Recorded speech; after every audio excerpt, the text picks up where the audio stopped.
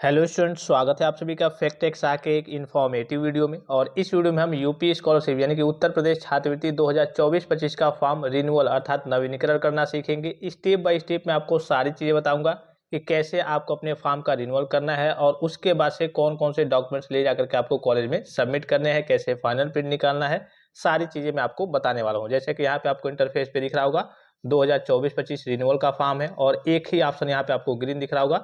ये सारे ऑप्शंस आपको ग्रीन करने होते हैं। सबसे पहले तो सभी स्टूडेंट से रिक्वेस्ट है कि अगर आप चैनल पे पहली बार विजिट किए हैं तो चैनल को सब्सक्राइब करके बेल आइकन को प्रेस करके ऑल पे क्लिक कर लेंगे और टेलीग्राम चैनल को भी ज्वाइन कर लेंगे।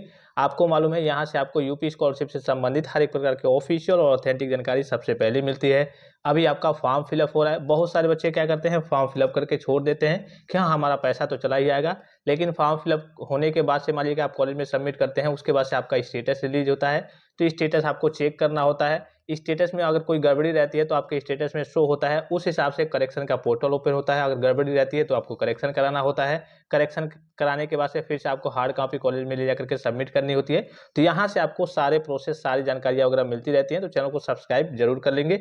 सबसे पहले यहाँ देखिए, चलिए मैं आपको शुरू से लॉगिन करके सारी चीज़ें बताता हूँ कि किस तरीके से आपको लॉगिन करके आना होता है, कौन सा सेक्शन आपके लिए होता है, क्योंकि बहुत सारे बच्चे इस चीज़ को समझ नहीं पाते हैं। इसके लिए देखिए, सबसे पहले आपको गूगल में जाना होता है और यहाँ पे आपको यूपी स्कॉलरशिप सर्च करना होता है। जैसे आप यूपी स्कॉलरशिप सर्च करेंगे, आपके सामने कुछ इस प्रकार का इंटरफेस ओपन होकर आएगा। सबसे ऊपर आपको यूपी स्कॉलरशिप की ऑफिशियल वेबसाइट देखने को मिल जाएगी, उस पर क्लिक करना है। जब भी आप मोबाइल फोन से अगर रिन्यूअल करने आ रहे हैं तो यहाँ पे ये जो 3 डॉट दिख रहा होगा, इस पर क्लिक करके आपको क्या करना है, डेस्कटॉप साइट का एक ऑप्शन दिखेगा, जैसे कि यहाँ पे आपको दिख रहा होगा, इस पे जरूर आपको डेस्कटॉप साइट पे कर लेना होता है। ठीक है, तो जब भी आप फॉर्म फिलअप करने आएंगे यहाँ पे डेस्कटॉप साइट पे कर लेंगे। उसके बाद से देखिए यहाँ पे कई सारे ऑप्शंस आपको दिख जाएंगे। इसमें एक ऑप्शन आपको दिख रहा होगा स्टूडेंट का, इस वाले ऑप्शन पे आपको क्लिक करना है। ठीक है, स्टूडेंट वाले ऑप्शन पे क्लिक करना है। जैसे इस पे क्लिक करेंगे, आप क्या करने आए हैं, रिन्यूअल करने आए हैं, रिन्यूअल फॉर्म फिलअप करने आए हैं। तो जो तीसरा ऑप्शन दिख रहा होगा रिन्यूअल लॉगिन का, इस वाले ऑप्शन पे थोड़ी देर आपको क्लिक किए रहना है। उसके बाद से कहीं साइड में व्हाइट वाले पोर्शन को छोड़ करके कहीं साइड में आपको क्लिक कर देना है। उसके बाद से देखिए आपके सामने 4 ऑप्शन आएंगे। पहला ऑप्शन प्री मैट्रिक यानी कि कक्षा 9-10 के बच्चों के लिए है। चूंकि रिन्यूअल की बात करें तो 9 में तो आपका फ्रेश फॉर्म फिलअप होता है, कक्षा 10 के बच्चों के लिए है। दूसरा आपका पोस्ट मैट्रिक अर्थात कक्षा 12 के बच्चों के लिए है।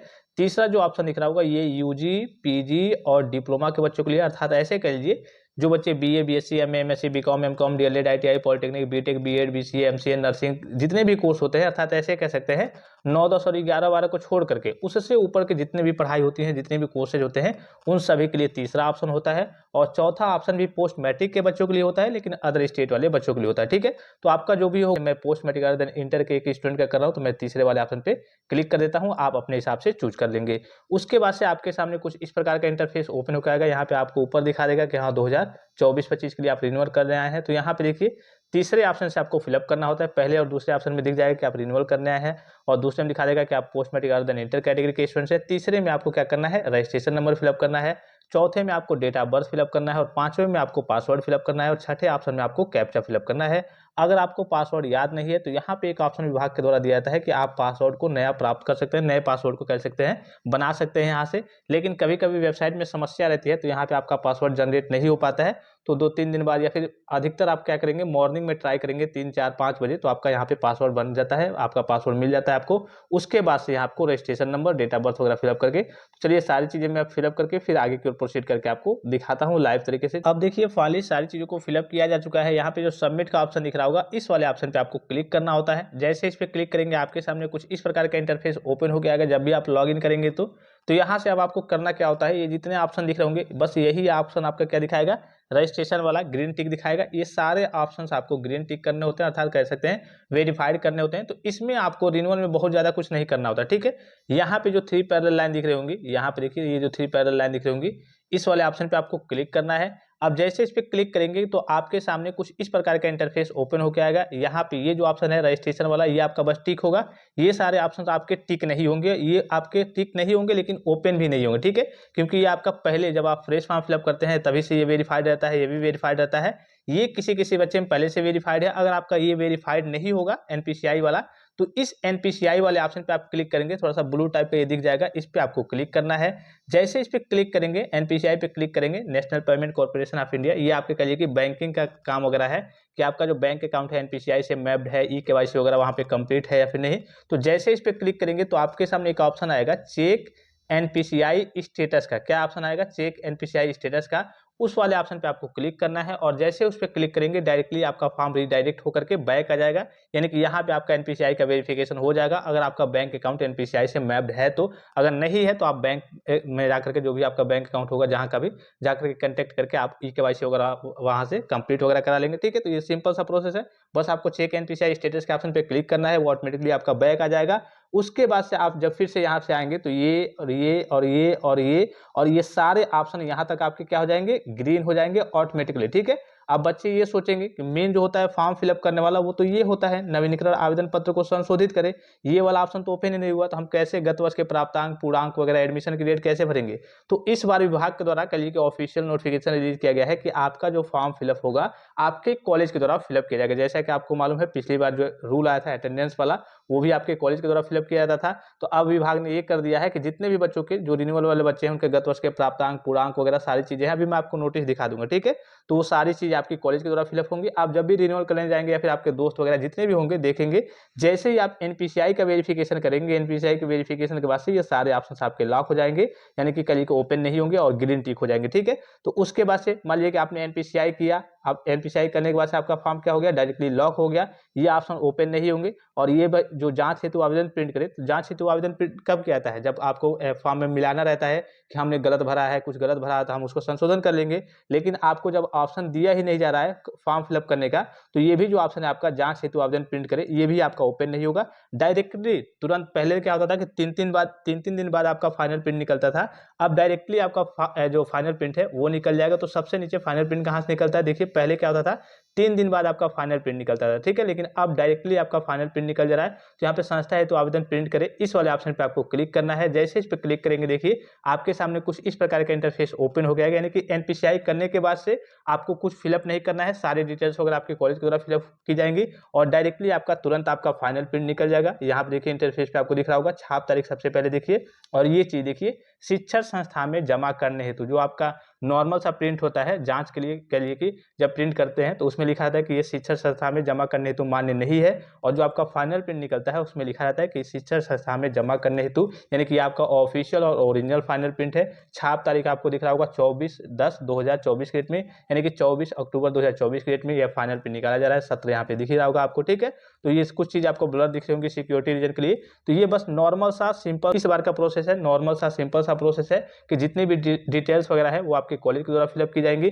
फिर नीचे की ओर आते हैं, यहाँ पे आपके डॉक्यूमेंट्स वगैरह के लिए कि क्या क्या चीजें लगेंगी, क्योंकि मालूम होगा आपको पहले से ही जब आप रिन्यूअल कैटेगरी के स्टूडेंट्स हैं, लेकिन फिर भी अगर आपको कोई कंफ्यूजन है आपके मन में तो यहाँ से आप देख सकते हैं क्या क्या डॉक्यूमेंट्स वगैरह आपको जमा करना है। ठीक है, पहला क्या है, आवेदक के माता पिता या फिर अभिभावक के आय प्रमाण पत्र की छाया प्रति, जो इनकम सर्टिफिकेट रहता है आपके गार्जियन के नाम का रहेगा। फिर उसके बाद से प्रमाण पत्र की छाया प्रति आपके नाम की रहेगी। उसके बाद से शुल्क वगैरह जो जमा किया है उसकी रसीद, SC ST के बच्चों के लिए कंपलसरी नहीं है, अगर गैप है तो गैप का सर्टिफिकेट, हॉस्टल में रहते हैं तो उसकी फीस की रसीद, आपके बैंक पासबुक की रसीद वगैरह, रसीद कह रहा हूँ, बैंक पासबुक की फोटो कॉपी वगैरह, हाई स्कूल और इंटरमीडिएट वगैरह के लिए की जो आपका रिजल्ट हो गया उसकी फोटो कॉपी वगैरह, और प्रीवियस ईयर का आपका रिजल्ट रहेगा। उसके बाद से आधार कार्ड वगैरह रहेगा, और जो भी आपका अंक पत्र होगा हाई स्कूल या फिर इंटरमीडिएट या फिर प्रीवियस ईयर का, वो तीनों तो लगेंगे ही लगेंगे। तो ये आपके डॉक्यूमेंट्स वगैरह लगते हैं जब जमा होते हैं। तो अब चलिए मैं एक बार आपको ऑफिशियल नोटिफिकेशन दिखा देता हूं जिसमें ये मेंशन है कि हाँ इस बार सारी चीजें आपके कॉलेज के द्वारा फिलअप की जाएंगी। फाइनल प्रिंट को आपको यहाँ से प्रिंट दिस पेज का ऑप्शन दिख रहा होगा, इस पर क्लिक करके और अपने स्तर से आप प्रिंट कर सकते हैं और ले जाकर के किसी साइबर कैफे से यहाँ से फोटो कॉपी वगैरह निकलवा करके ले जाकर के डॉक्यूमेंट्स वगैरह अटैच करके कॉलेज में सबमिट कर देंगे। ठीक है, तो ये आपका फाइनल प्रिंट सेव हो गया। चलिए मैं आपको ऑफिशियल नोटिफिकेशन एक बार दिखा दूँ कहाँ पे मेंशन है, किस तरीके से मेंशन है कि जो फॉर्म है वो आपका कॉलेज के द्वारा फिलअप किया जाए। तो इसके लिए देखिए आपको हमारे टेलीग्राम चैनल पे चले आना है। फैक्ट एक्स्ट्रा जो यूट्यूब चैनल का नाम है वही टेलीग्राम चैनल का नाम है, इस पर क्लिक करना है।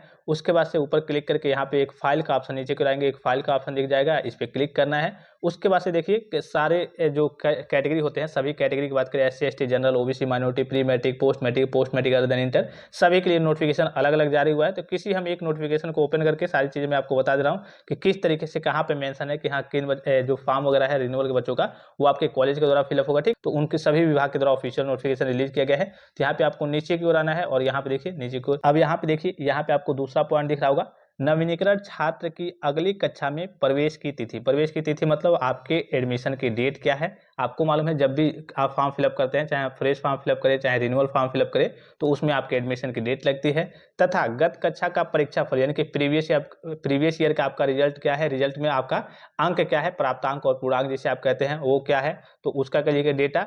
वह नामांकन संख्या यानी कि इनरोलमेंट नंबर जिसे आप बोर्ड या फिर यूनिवर्सिटी का रजिस्ट्रेशन नंबर कहते हैं, जैसे आप कोई कोर्स वगैरह करते हैं तो वहाँ पे इनरोलमेंट नंबर चलता है। अगर आप 10th या फिर 12th के लिए रिन्यूअल कर रहे होंगे तो आपका जो बोर्ड है, यूपी बोर्ड है, सीबीएसई बोर्ड है, उसका एक रजिस्ट्रेशन नंबर होता है। तो वो सारी चीज़ें को संस्था द्वारा अंकित किया जाएगा यानी कि संस्था द्वारा फिलअप किया जाएगा। तो ये ऑफिशियली नोटिफिकेशन रिलीज किया गया है कि हाँ, आप रिन्यूअल में आपको कुछ नहीं करना है, एनपीसीआई कीजिए। आप देख भी रहे होंगे अपने दोस्तों का, या फिर जब भी आप रिन्यूअल करने जाएंगे तो एनपीसीआई के बाद से तुरंत आपका फॉर्म लॉक होगा। उसके बाद से लॉक होने के बाद से आपको फाइनल प्रिंट निकालना है, कॉलेज में सबमिट करना है और सारी चीज़ें आपके कॉलेज के द्वारा फिलअप की जाएंगी। एक चीज़ का बस आपको ध्यान रखना है कि जब भी आप रिन्यूअल करने जाएंगे, हालांकि पहले भी कर देंगे तो कोई समस्या नहीं है, लेकिन जो आपका फॉर्म है फाइनल प्रिंट है वो कॉलेज में तभी आपको सबमिट करना है जब 2024 में आपका एडमिशन हो गया हो, क्योंकि कई सारे कोर्स में लेट से एडमिशन होते हैं। तो 2024 में आपका एडमिशन हो गया होना चाहिए, मतलब आपकी फीस वगैरह जमा हो गई होनी चाहिए और प्रीवियस ईयर का आपका रिजल्ट जारी हो गया होना चाहिए। जाहिर सी बात है, ये डॉक्यूमेंट्स वगैरह लगते हैं जब आप स्कॉलरशिप का फॉर्म कॉलेज में सबमिट करने जाएंगे, फाइनल प्रिंट वगैरह, तो ये सारी चीज़ें लगती हैं। तो 2024 में आपका एडमिशन हो गया होना चाहिए, फीस वगैरह जमा हो गई होनी चाहिए और प्रीवियस ईयर का रिजल्ट आपका डिक्लेयर हो गया होना चाहिए। आई होप कि वीडियो आपको इन्फॉर्मेटिव लगा होगा और किसी प्रकार का संदेह हो, कोई जानकारी चाहिए तो आप कमेंट बॉक्स में कमेंट करके पूछ सकते हैं। चैनल को अभी तक आपने सब्सक्राइब नहीं किया है तो चैनल को सब्सक्राइब कर लेंगे स्कॉलरशिप की अपडेट्स के लिए। फिलहाल इस वीडियो में इतना ही, इजाजत दीजिए, धन्यवाद, थैंक्स फॉर वॉचिंग, मिलते हैं नेक्स्ट वीडियो में।